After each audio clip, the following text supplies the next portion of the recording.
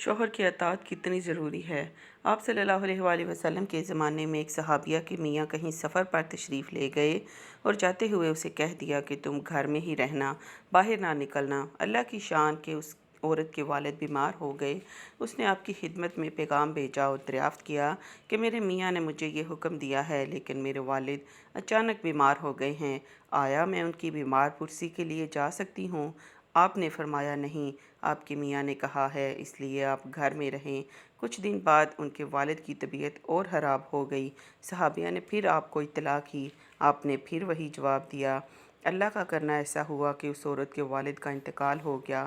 اب آخری گھڑیوں میں باپ کا چہرہ دیکھنا ہے، لہٰذا اس عورت نے پھر آپ کو اطلاع کی اور والد کے آخری دیدار کے لیے گھر سے باہر جانے کا پوچھا تو آپ نے فرمایا کہ اگر آپ کے میاں نے یہ کہا ہے کہ گھر سے نہ نکلو تو نہ نکلو، صبر کر لو۔